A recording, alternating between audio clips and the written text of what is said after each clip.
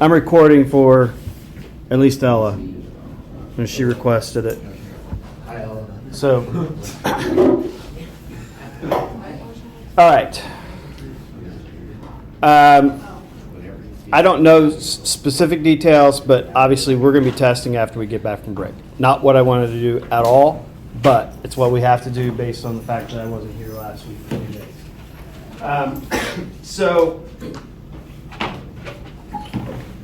we get back from break on that white day, that Monday, which is white day. No, we're not going to test that day.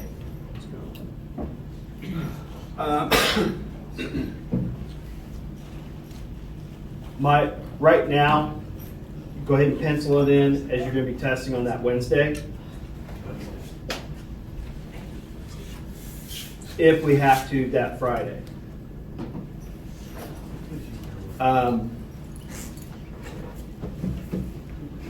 And then I'm going to set up a schedule for the rest of the month of April for what days we're going to be doing practice tests and going over what practice tests.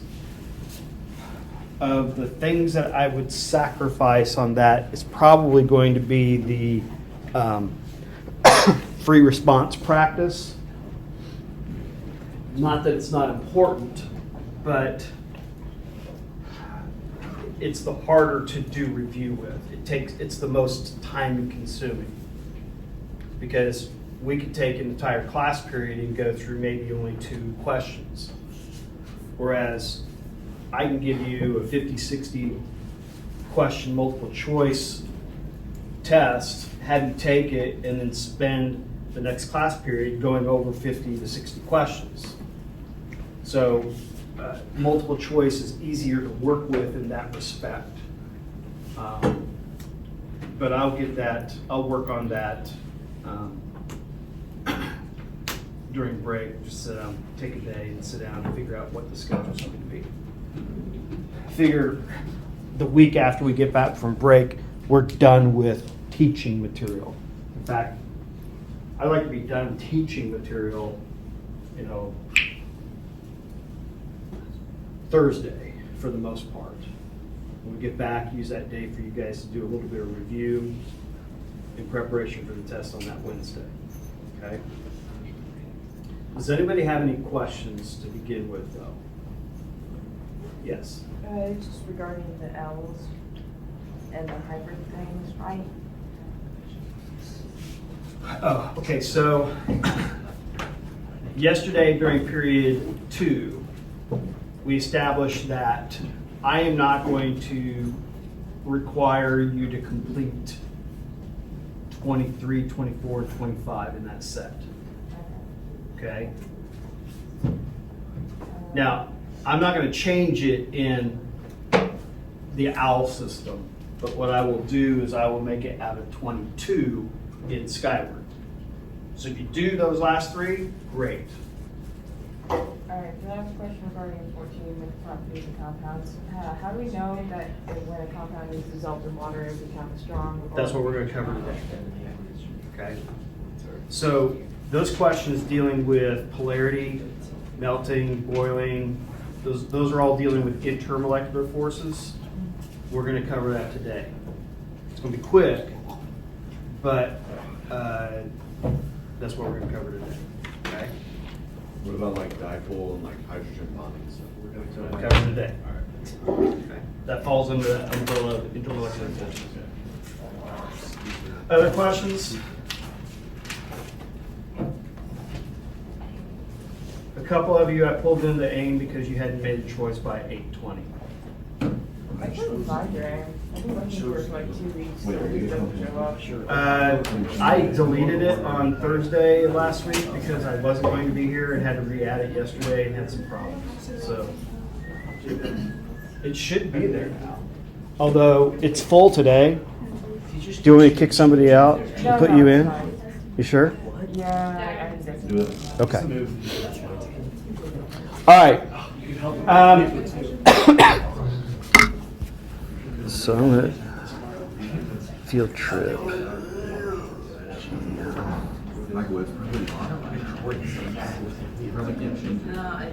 What's locked? the name. What time's it locked? 9. Who needs changed? Michael was just gonna go to Hensley so we could do math together. No, she's not on there. It's an emergency. She doesn't have any spots. Yeah. I probably don't have any spots left if you're not in there already. It Okay. says 0 spots. All right.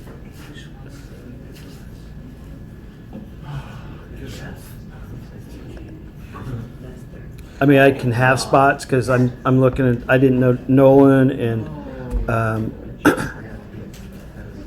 Natalie are both gone today. Okay.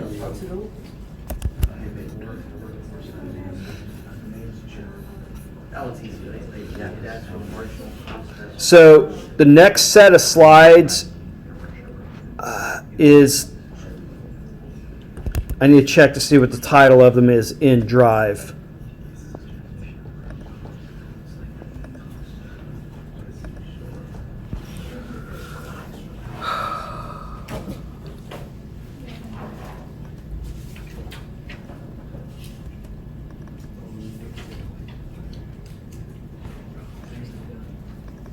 I think it's the bonding states of matter 2. Although I don't know, does mine match up with that?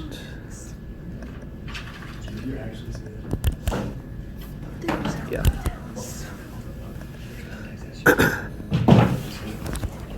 First slide looks like this.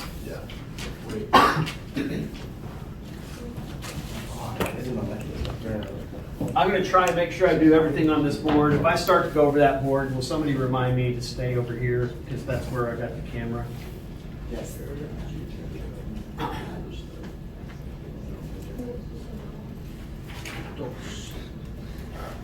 Now, you've got a model kit sitting at your desks, or you got 2, one for each person.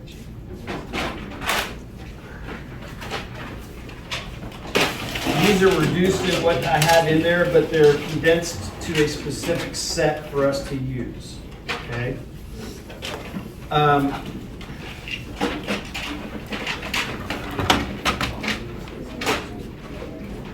Ella, if you email me, I'm going to email me to remind me to send you a link to a website that has a digital version of these models that you need to use. Okay. All right.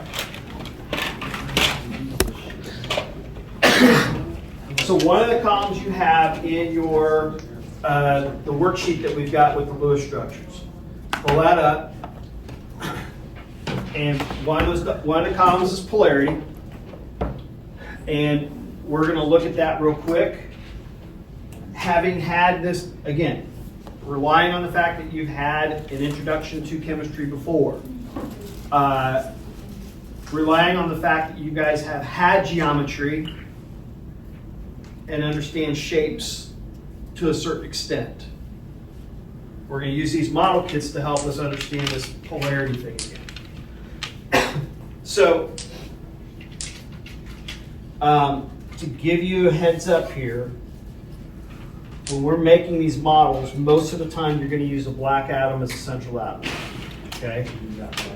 The only time you would use a brown or a silver is if we're dealing with an expanded octet.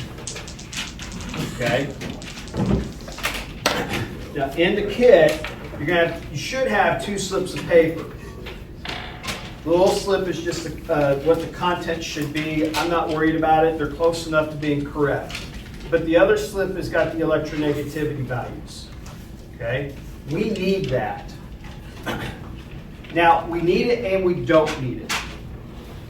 On the AP exam, you're not going to be given electronegativity values. All we need to know is what the basic trend is for electronegativities and to know what the highest 3 are. Now, this list of electronegativities is not my favorite in the world. It was just condensed well to copy and paste on a little slip of paper. I'm going to tell you for our purposes, the top 3 electronegativities are fluorine, oxygen, and nitrogen.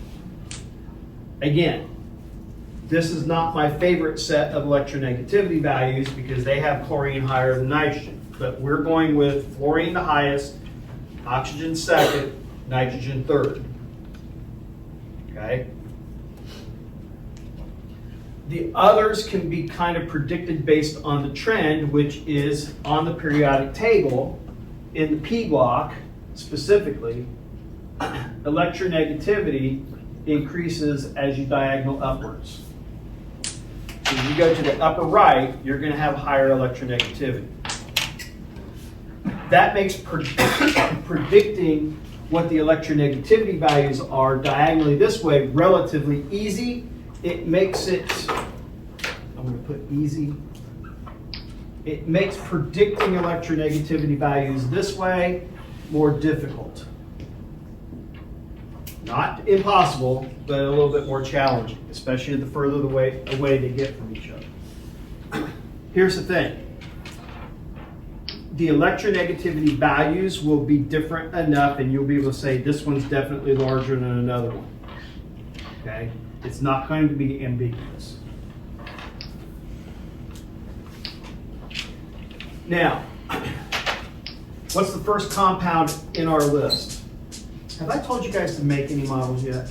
No. Stop it. Wait, what list did you were supposed to open up? I couldn't find it. What's that? Which list were we supposed to open? The ones you've been working on? Oh, that The list. one I Oh, searched okay. for. Yeah, okay. The grid, the one with the grid. You've done what? 40 of them? Yeah. I've given you the answers for 20. Did you guys understand my answers? I did them early on Thursday morning when I was really feeling like dog doo-doo. Wait, where were they at? In Drive. Oh. Are you feeling better? Huh? Are you feeling better? Is that temperature? Better. Not 100. So what's the first compound in that list? End up 3 minus. Okay.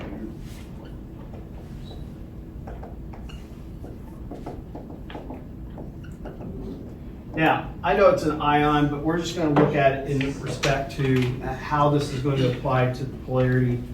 And we're going to talk about 2 different polarities. We're going to talk about polarity of the bonds, and we're going to talk about polarity of the molecules. These bonds are polar. I just gave you the list of electronegativities, and the top 3 were fluorine in order. Fluorine's number 1, oxygen's number 2, nitrogen's number 3. That means that there is not an equal attraction between the oxygens and the nitrogens. And that the polarity of the bond would be away from the nitrogen.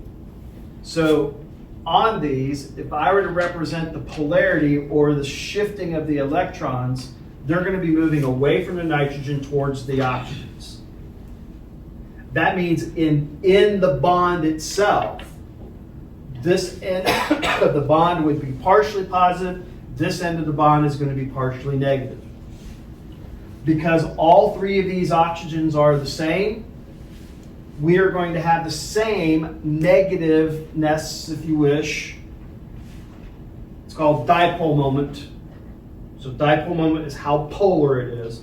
So we're going to have the same dipole moment within the bonds because the oxygens are all attracting the electrons with the same strength. The fact that that's a double bond doesn't change how the shifting of electrons are. Remember, is there a double bond here? No, this is a resonance structure. There is one bond. It's not a single and it's not a double. So all of these oxygens have the same they're going to have the same negative charge associated with them. Remember, it's a partial negative charge. When we have those organic molecules where there's a hydrogen an oxygen with a single bond and another oxygen with a double bond, will the bonds matter then? No, Still no? still no. Even though there's 2 different types? Even though there's 2 different types. Okay. Now, make this. Use a black. No, actually, this is one I'm going to have you use a blue for the central. You're gonna need to use the black ones for the oxygens. Now, if you can't remember, double bonds are done like this. Use the long bendy sticks. Bend them to attach to each other. Now, quick little reminder here because I see it on mine. The bendy sticks, some of them are getting old. Mine's got a crack in it. It's about ready to break. Try not to break them, but if they do, don't freak out. The other two oxygens we're going to put together with single bonds. Those are the shorter, thick sticks. So you're going to have something that looks like this. What's the molecular geometry of this? Trigonal planar. Trigonal because they're all in a triangle, planar because they're all in the same plane. Okay? Now, on this, if the black atoms on this represent the oxygen atoms, if we're looking at their charges, every one of them is negatively charged. So we're looking at the polarity of the bonds. Now we're looking at the polarity of the molecule. As a molecule as a whole, this thing is symmetrical. Don't let this double bond change the idea that this is a symmetrical molecule. Okay? It's symmetrical. They're equal distance away from each other. They're all on the same plane. This means that there is no side on the outside of this that's opposite or different. Therefore, this is a non-polar molecule. And what that means is that there is what we call no permanent dipole. There's not an area on the outside that's different from the others. So we would consider this to be a non-polar molecule.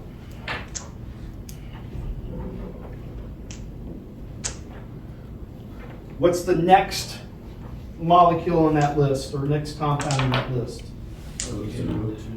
What's the next one after that? O2S? Okay, what's the one after that? What's the one after that? What's the one after that? After that?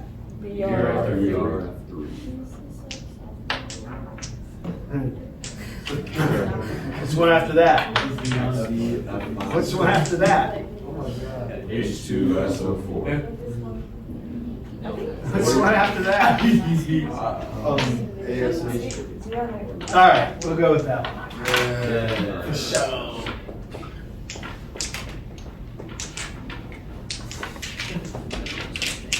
Okay, for this one, I want you to use black atom for the central.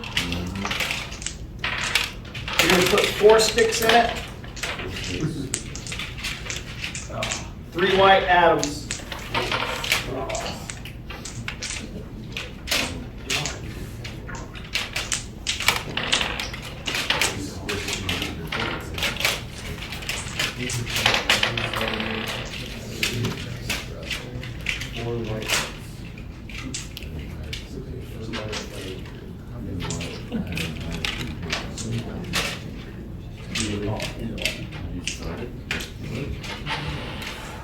Okay, quick little practice with shapes.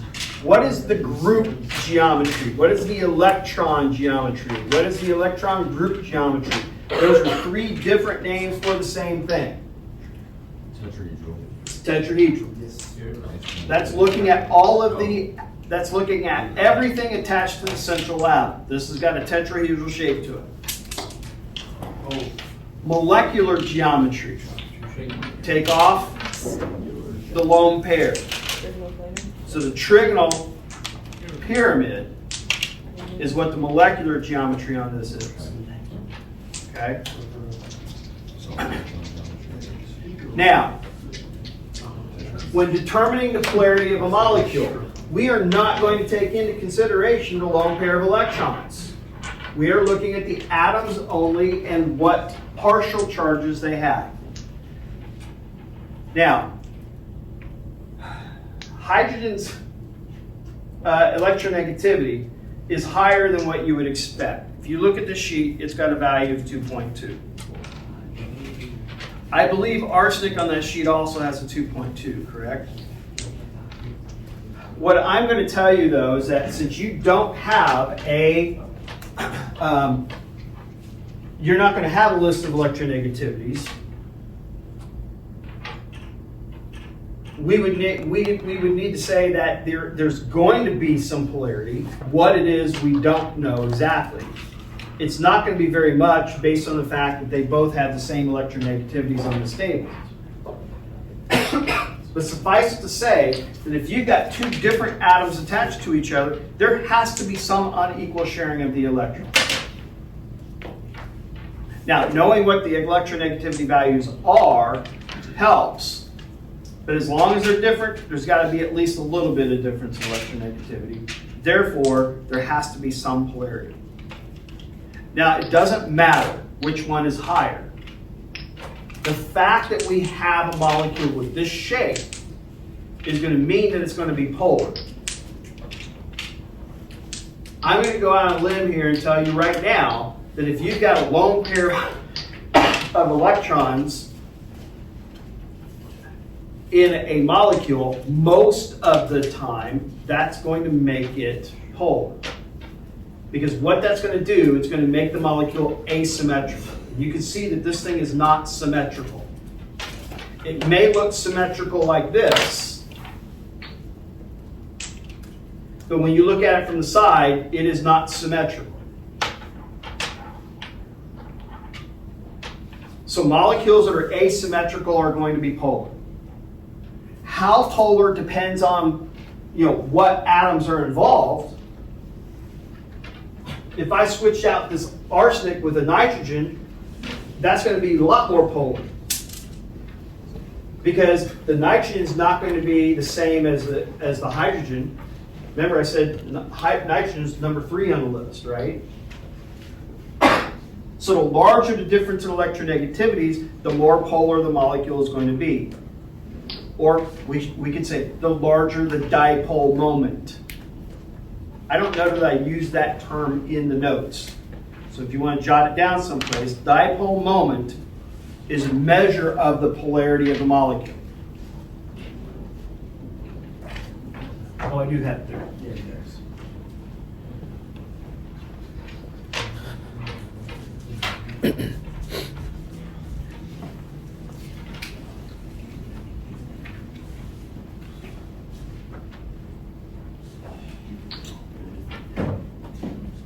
Now, did CCl4, was that one of those that you guys mentioned? Yes. Okay, so go ahead and keep that one together, put another white atom on it.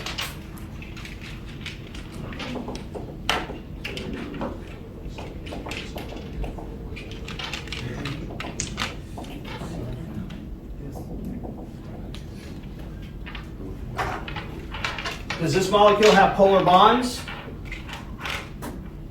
Without even looking at the electronegativities, does the molecule have polar bonds?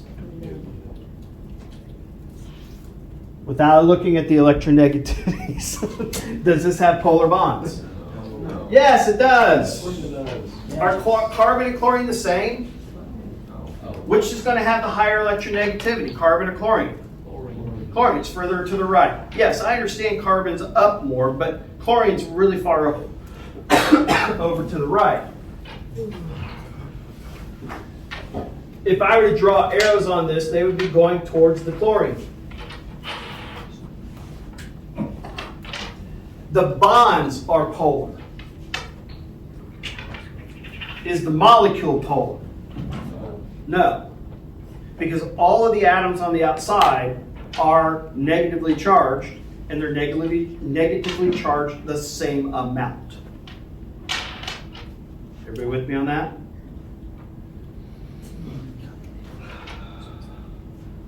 I'm not sure I have it in the list.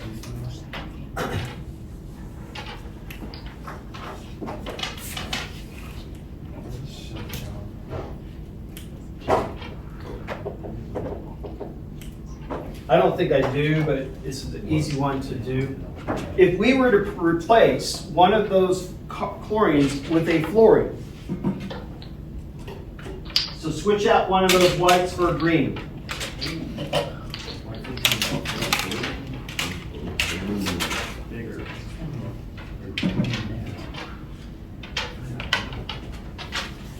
Now, all of these, the chlorines and the fluorine, are partially negative. Is this molecule polar or not? Why? I agree. Why is it polar? Because they're not the same electronegativity. Even though the electronegativities say these are all going to be negative, the question now becomes, are they the same negative value? No. Fluorine's got the highest electronegativity. It's going to be pulling the electrons closer to it than what the chlorines are. Because we have a difference in that electronegativity, even though these all would be considered negative on the outside, they are not equally negative. So if something is less negative than the other, that means it is more positive. So we have an imbalance in charge. That's going to make this a polar molecule. Now that dipole moment may be very small. Okay, they're all negative, but the imbalance means it's got to have some polarity. So that dipole moment may be very small, but it is present. As we will see here very shortly, when we're making comparisons between compounds, we need to be looking at, is it polar or not? And if it is polar, is one more polar than the other? Does anybody have any questions right now? Okay, some quick definitions: inter versus intramolecular forces. Intramolecular forces, relatively easy to identify. They're going to be the chemical bonds. And we're going to be talking in intramolecular forces. We're essentially looking at covalent bonds. Intra means within. Intermolecular are going to be attractions between molecules.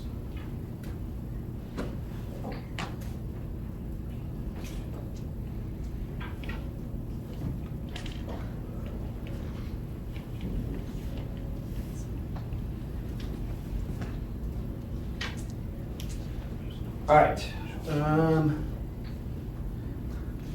Okay.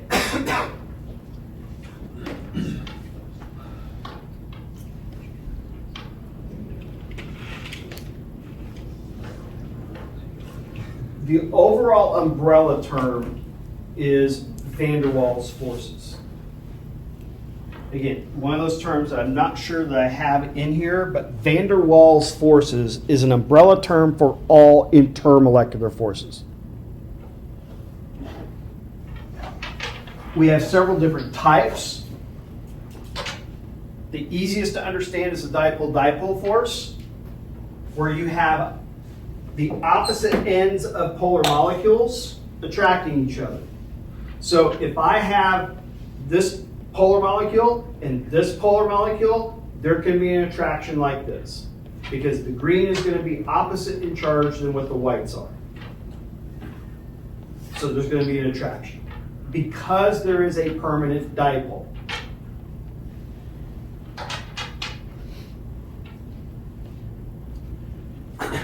Dispersion forces, also called London forces, also called London dispersion forces. If you see the acronym LDF, it means London dispersion force. Those are going to be forces of attraction that occur between molecules that are not polar. We still have this made. Don't worry about it. Here, toss it up. I'll throw it up. Now, so because these molecules do not have a permanent dipole, there's no location on these things where we can say they're going to attract here to here.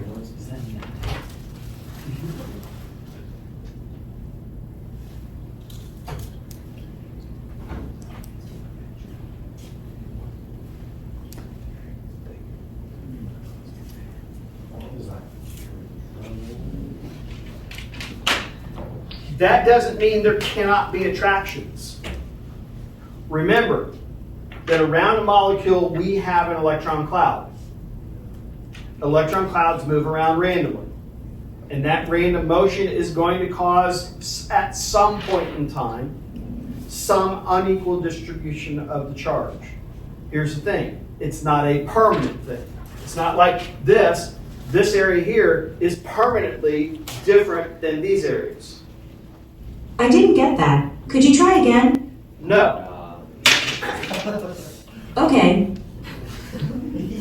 So in this molecule here,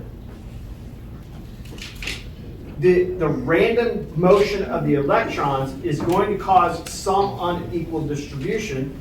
That somewhat random unequal distribution is going to allow two molecules at some point in time to have a small attraction.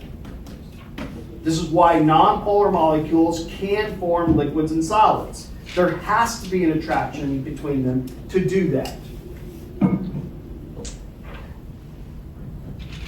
So you can have your unpolarized molecule, due to the random motion of electrons, become what we call an instantaneous dipole. Remember, that's the difference between a permanent dipole, where you have permanent areas that are going to have a relative charge, versus an instantaneous, where on this nonpolar molecule, you're going to randomly get an area be unequal. And that's going to go away again. And this is constantly happening. Those attractions are very weak because those instantaneous dipoles are temporary, occur over a very short period of time, and change their location in the molecules. Then how do like non-polar fats stay as solids and liquids for so long? What do you mean for so long? You mean at a higher temperature? Yeah, and like, cause like the oil in your house, the cooking oil won't like evaporate; it'll stay as a liquid. Because even though, so this is I guess you could say kind of an economy of scale. Even though the individual attractions that are occurring because of this random motion of the electrons is very weak, in large molecules, which consist of fats, oils, waxes, things like that, even though those attractions are very weak at any one specific point, there are lots of them. So even though very weak at one spot, a whole bunch of spots, always. Okay, constantly turning on and off, but enough of them to make it what would be as a whole, as a conglomerate, really strong. But really strong because of a whole bunch of weak ones together. That's what's different with water. Water has strong attraction at a specific point. It's why water can exist between a really large range of temperatures as a liquid, from 0 up to 100. But we can have oils be a liquid at a much wider range, where we can have oil in a pot or pan at 400 degrees Fahrenheit. I don't know what that is in Celsius, but really high temperature, like double the temperature of what water would be, but still be a liquid. In fact, a lot of oils and fats, they're going to break down chemically before they boil. So if you were to put oil on a pan on the stove, crank the heat up, you may never see any bubbles unless you put water in it. Okay? So the bubbling action that you get with deep frying something, that's not the oil boiling, that's the water boiling and bubbling through the liquid that's really hot. Okay? Questions?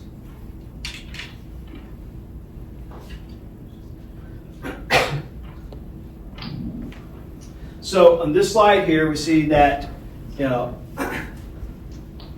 factors that affect the polarizability. How easy is it to make this polarized? Is going to depend on how many atoms you have in a molecule.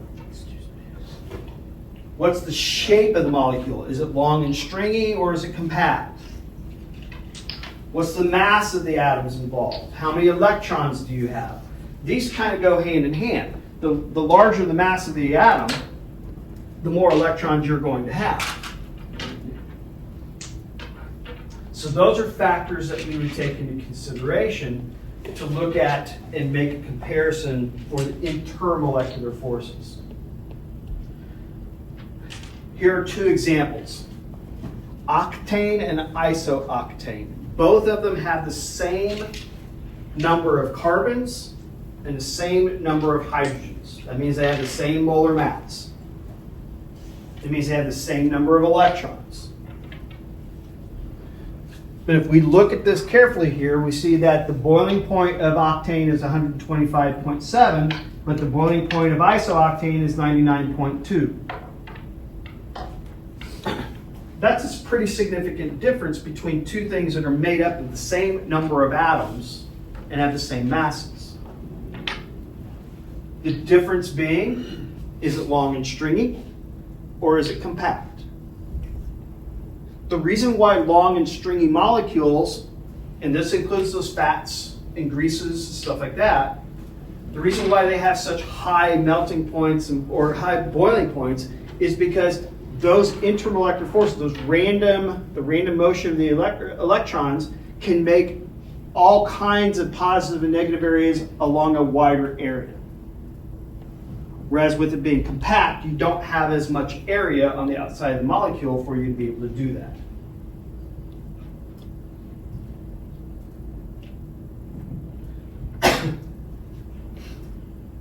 This is looking at the masses. And these are going to be your boiling points. So methane, boiling point, negative 161.5 degrees Celsius. Ethane, negative 88.6. Propane, negative 42.1. Butane, negative 0.5. Oh, I put them away.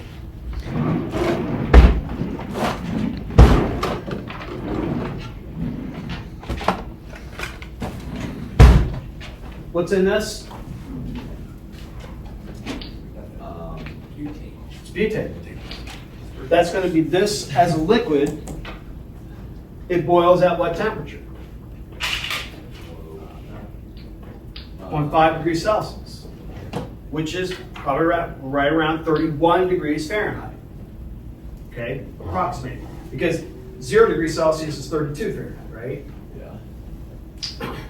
Now, this morning it was warmer than that, but it wasn't too long ago, even this weekend, where if I would have opened this up, cracked it open, this stuff would have evaporated out fairly quickly, but it would not have boiled. Because the boiling point would have been well below that 0 degrees Celsius. If I were to crack this open right now, this is going to boil away very quickly. Because the temperature of this is probably around 20 degrees, 22 degrees Celsius, or around 72 Fahrenheit. Well above its boiling point. What's keeping it from boiling? We've got it capped up. We've got the most amount of gas in here, gas versus liquid that we can have. The pressure is as large as it's going to get. If I push the button, what comes out? Oh, just push the button. If I push the button, what comes out? Gas. It's not a liquid. I'm not pouring it into my hand. Okay? I can feel it coming onto my hand because it's being pushed out with some force. But it's not coming out as a liquid because the temperature is well above its boiling point. Here's another example of surface area versus the boiling point. And you see kind of what's happening. Long stringy, they can have more of their surfaces in contact with each other versus where they're compact. They don't have as much area that they can come into contact with each other. Who's got questions?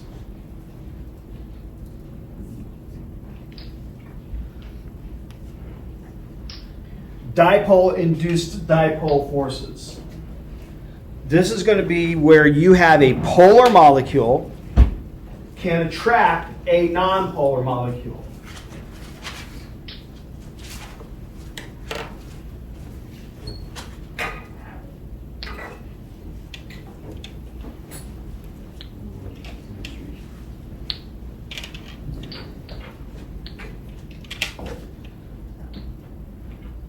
I think it's, anybody remember, is it positive or negative charge that gets put onto the rubber rod? Oh, Ellsworth did this last year. I think it's a positive that gets put onto the rod. Okay, so I'm putting a positive charge on the rod. That means that this is going to be positively charged. This can is neutral. So this is the polar molecule. If I bring it up next to the can, I'm going to be able to attract the can because it's going to cause an imbalance in the charges. And this is forcing this to become polar. There's a little bit of a lie in that, but we're going to go with it as an example, okay? So I can have a polar molecule come up to a nonpolar molecule, in this case, water, which has a permanent dipole. Everybody make a water molecule.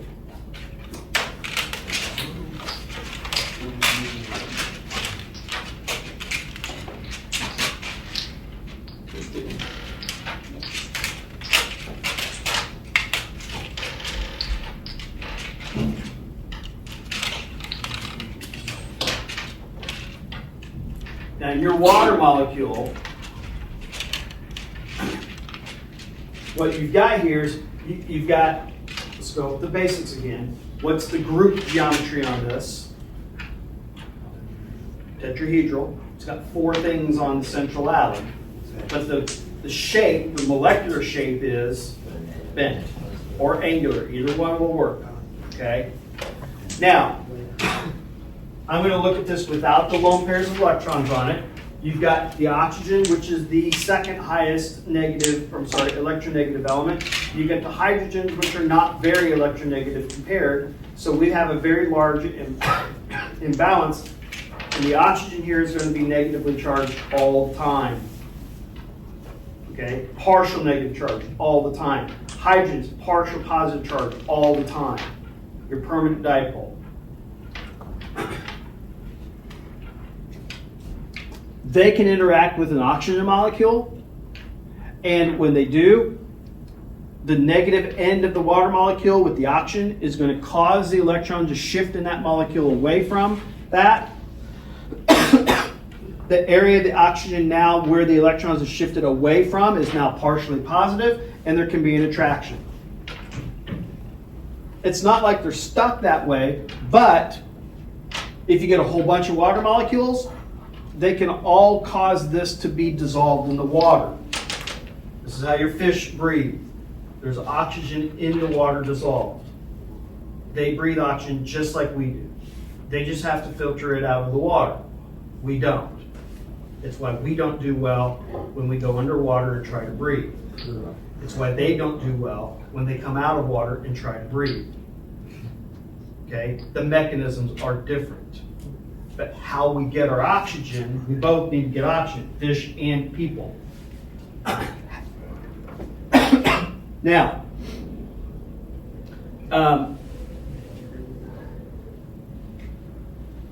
hydrogen bonds. This is a very specific type of dipole-dipole force. So dipole-dipole force, everybody make 2 water molecules. With the second one. Don't put the lone pairs on it. Does the water molecule, does a water molecule have resonance or no? No. Okay. You can't have resonance if you have a lone pair, right? Yeah, the lone pairs aren't involved in that. Okay. Only double, triple bonds.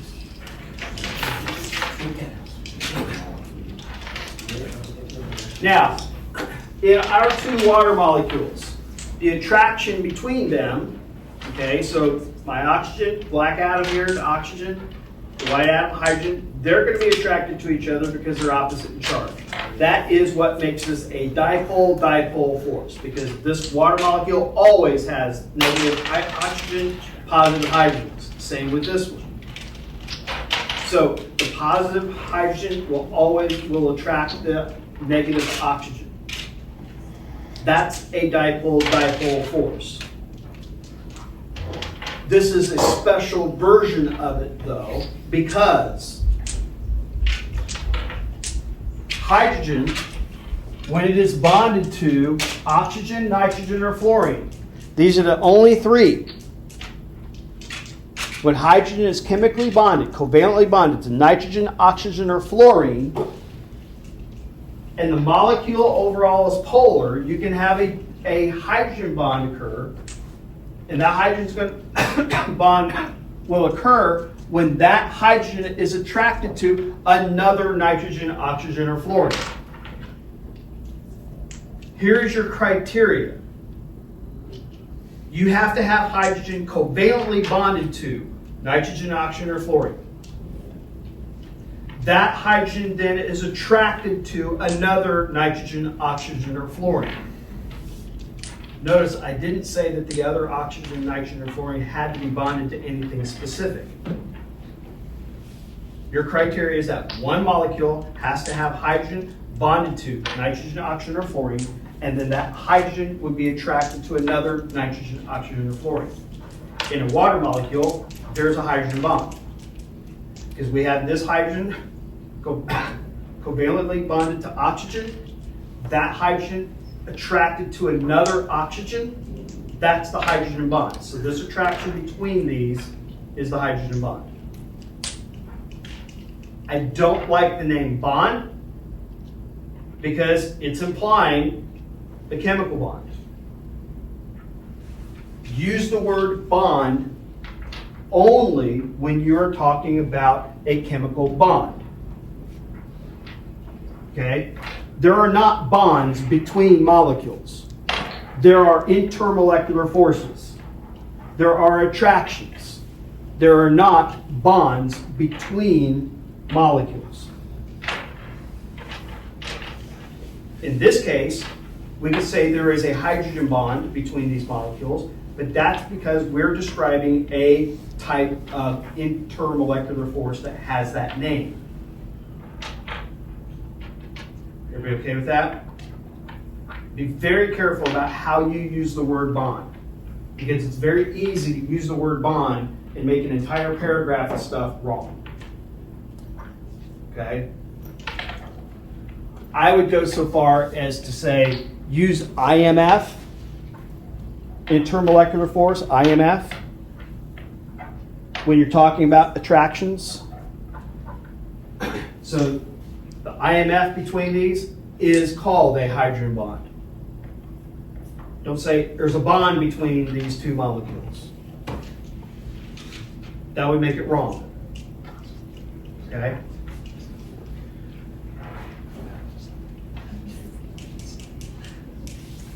Easy enough to see what it is in water. This is what gives ice its special properties, in that when water molecules go from the liquid to the solid phase, they organize themselves in a very specific pattern that's hexagonal. And that's why they are able to, it takes up more space than what they do as a liquid.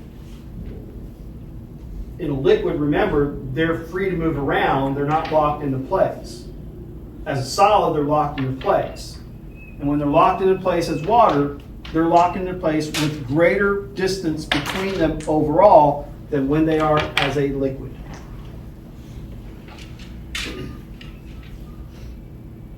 I'm not going to spend a lot of time on this, but in biology class, when you talk about your DNA, A, T, C, and G. Adenine goes with thymine, cytosine goes with guanine. Why? It has to do with hydrogen bonds. In adenine and thymine, there are two areas where hydrogen bonding can occur. If you look at that slide carefully enough, you'll see that in this case, you have a hydrogen covalently bonded to a nitrogen, and that hydrogen is attracted to an oxygen. That's your hydrogen bond. This hydrogen is bonded to a nitrogen. It is attracted to another nitrogen. Remember our criteria for a hydrogen bond. You have to have a hydrogen covalently bonded to nitrogen, oxygen, or fluorine. And that hydrogen then is attracted to another nitrogen, oxygen, or fluorine.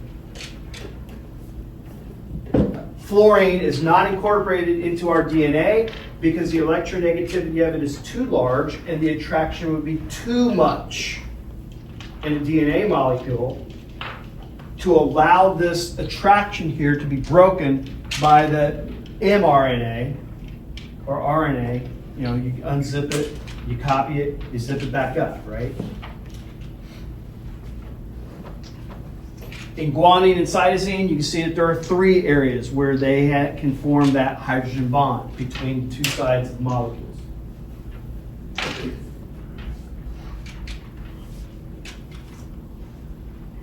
Although this is called an intermolecular force, its name is weird because we don't have molecules of ions unless you're talking like sulfate. But we're going to go ahead and put, ion dipole forces.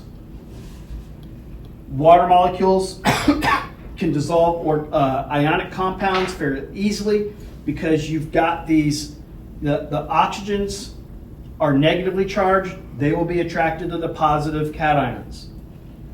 The hydrogens are positively charged. They will be attracted to the negative anions. This is why molecules become, ionic compounds, you get saturated.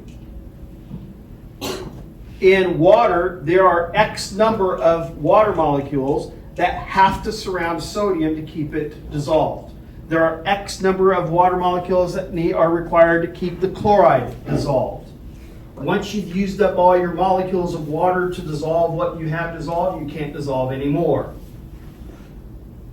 That's when it becomes saturated.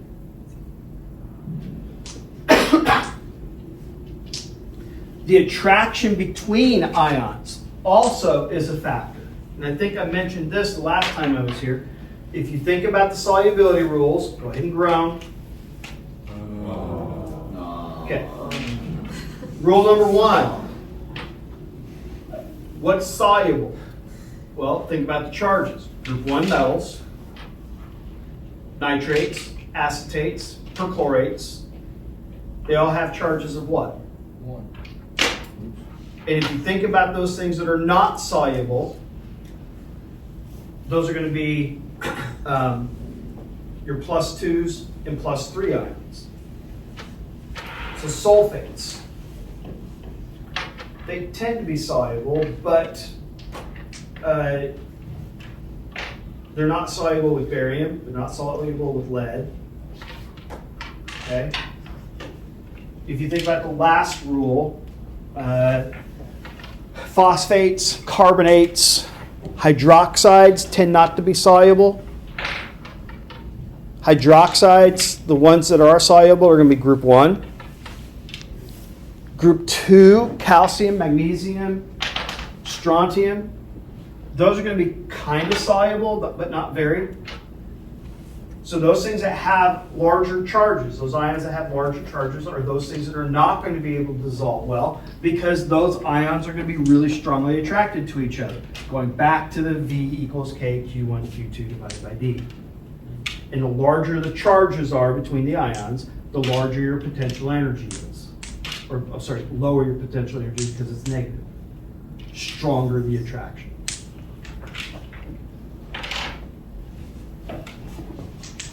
Here's some different aspects to it. I'm not overly concerned about it.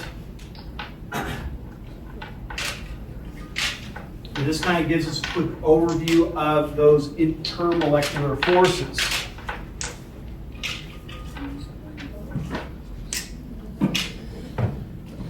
Read through this slide. Is there any questions that you have about this slide?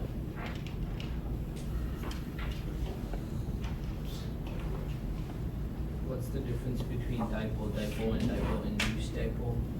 Dipole-dipole, you have to have 2 molecules that are polar.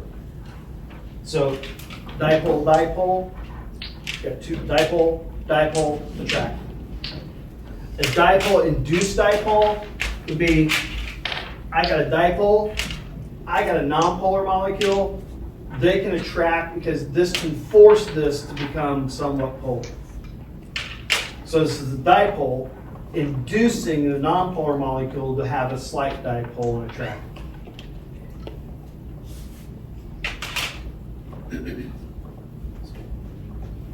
Who's got questions?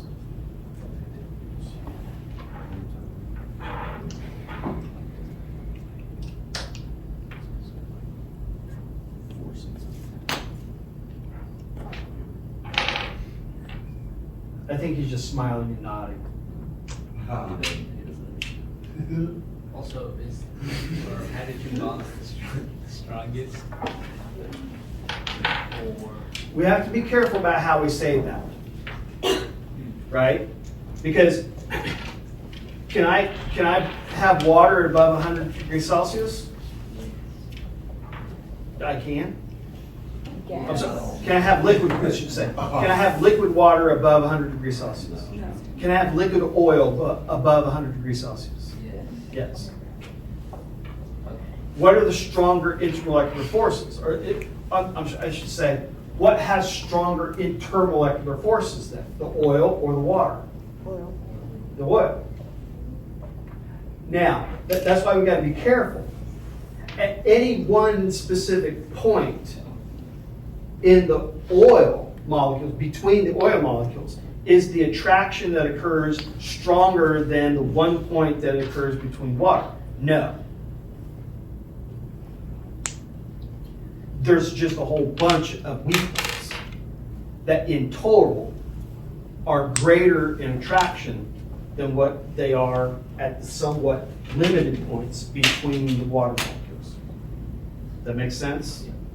That's why we got to be careful about saying hydrogen bonding as an intermolecular force is stronger than London dispersion forces. In a sense, it's true. But at a specific point, it's true. and all of these are covalent, so does that mean ionic bonds are stronger than all of these or weaker? Again, so ionic bonds, we're not thinking of an ionic bond like the attraction between sodium and chloride. We're not thinking of that as an intermolecular force. Okay? In terms of comparing the attraction between ions to any intermolecular force, the attraction between ions is much, much, much greater. Doesn't mean that there isn't a mechanism to where, I can put table salt in the water and have that ionic compound break apart into ions. It's not, there are several different steps in that process. In the end, what we can say is that the net, the potential energy is, the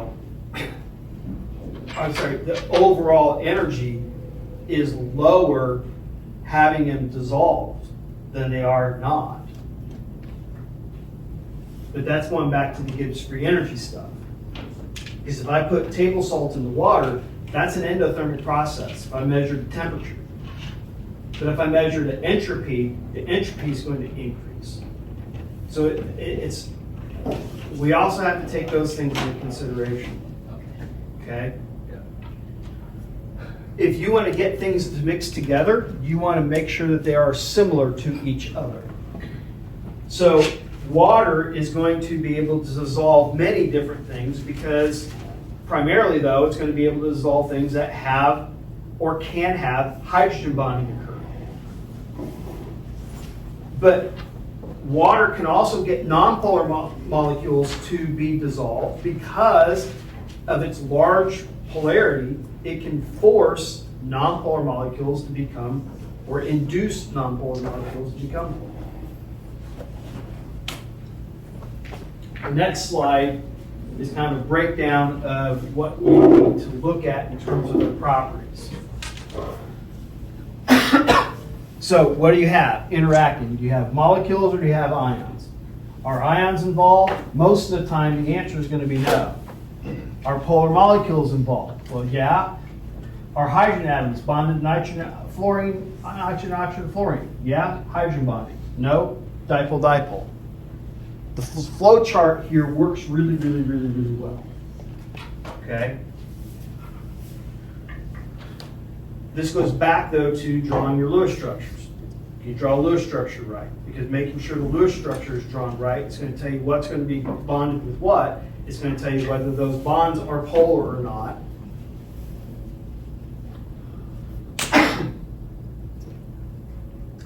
Questions?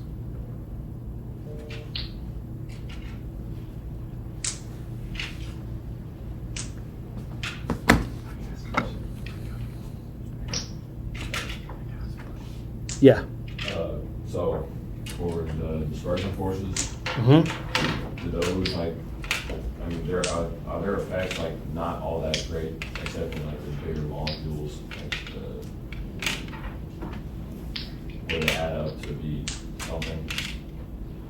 Well, what we are generally going to look at here would be boiling points, melting points, usually boiling point.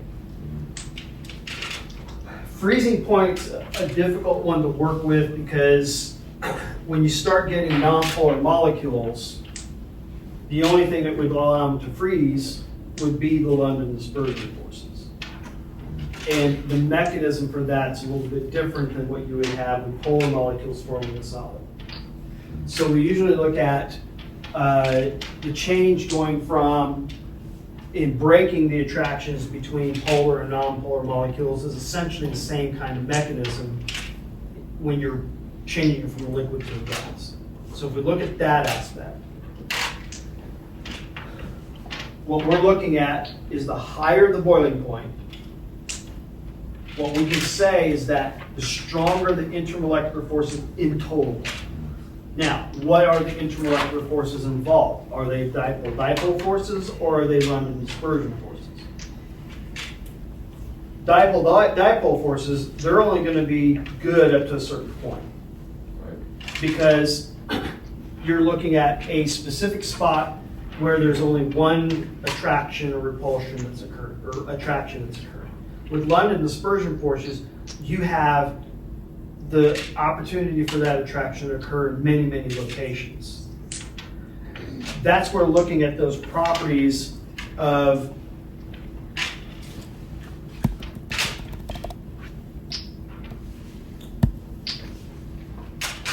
how many atoms do you have? What's the mass? What's the shape? That's where those things come into play. Now, I think I've mentioned this before. Questions that you're going to be asked like this are going to be asking you to compare things. So you're going to be presented with two different compounds. Which one do you expect to have a higher boiling point? Well, if they're both nonpolar, you're looking at these factors. If one's polar or one that has the opportunity to have some polarity to it versus the other, now you're looking at polar is going to have the higher. One thing to keep in mind is what force of attraction occurs between all molecules no matter what? London dispersion. Because what causes London dispersion forces? Random motion of electrons, and what has electrons? Everything. So when you get a molecule like this, okay? So if I get a molecule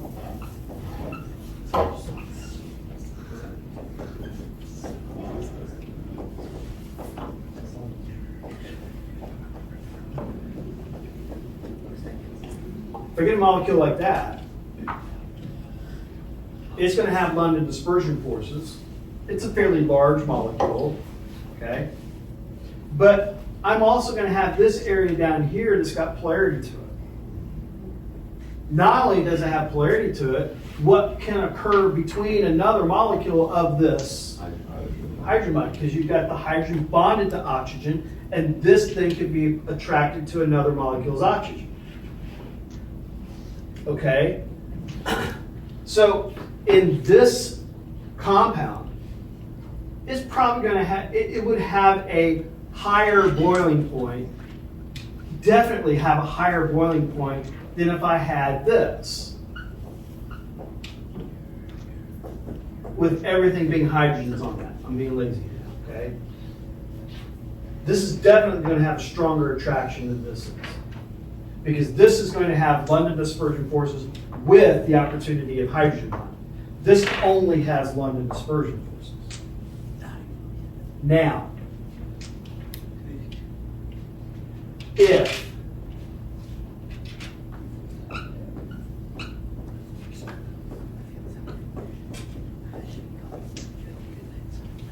I get a molecule like that, am I going to have more London dispersion forces? Definitely, got more stuff. Is this going to be as much of a factor anymore? Will it make a difference? Yes. But it's not going to make a huge difference that it did with the smaller molecule. Okay? So it's kind of like you got a checklist of stuff you need to think about when you're comparing two molecules to each other. Okay? Did this address most of the questions you had? What electrolytes? I'm sorry? The thing about electrolytes? So the electrolytes is like with dissolving stuff, right? So when you're trying to dissolve a compound, electrolytes, first of all, have to be ionic compounds, right? So if I were to compare calcium chloride and sodium chloride,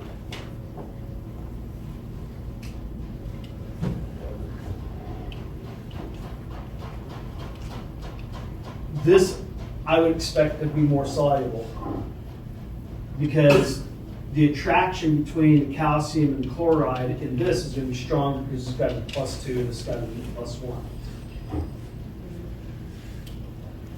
+1. Sodium chloride versus calcium carbonate.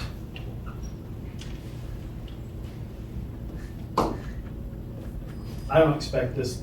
I mean, if you know your solubility rules, carbonates tend to be insoluble.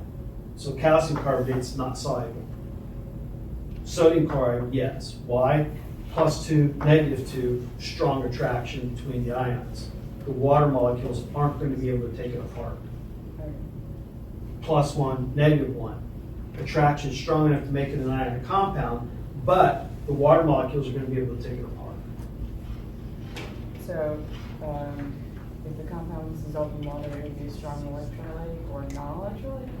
If it's going to be, it depends on the compound. So, I understand what you're talking about now. So if I had this, so methanol, will this dissolve in water? Yes. Because this part right here is going to allow for hydrogen bonding to occur, right? So this is going to dissolve readily in water, no problem.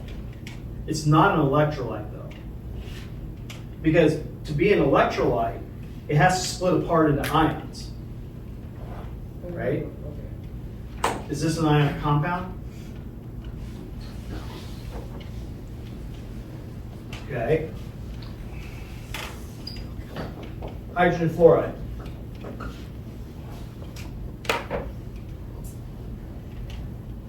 Is this going to be an electrolyte? Yes. Why do you say yes as a question and yes? Because I'm assuming that if you brought up another example, you're going to bring up the opposite example. Oh, not always. There's grays. Class, what is HF? That's a weak. Weak acid. Weak acids are, Not soluble or no, they're soluble. I can dissolve this in water very easily. It won't break apart. it don't break apart as easily. So is it an electrolyte? No. Weak acids are what kind of electrolytes? All this stuff's all this stuff's coming together, right? All this stuff's coming together. All of it. All these little things we learned about all year long are coming together, right? Yes. So the answer to that question is yes, it's an electrolyte, but it's a weak one. HCl. Is that an electrolyte? Yes. Yeah, it's a strong one. Because what is HCl? Strong acid. Strong acid. Here's the thing that's different between these though. These are covalently bonded. This is ionically bonded, right? So there's a distinction there. What kind of bonding is holding them together? But then again, how are they interacting with the water? Okay. Interesting. Yeah.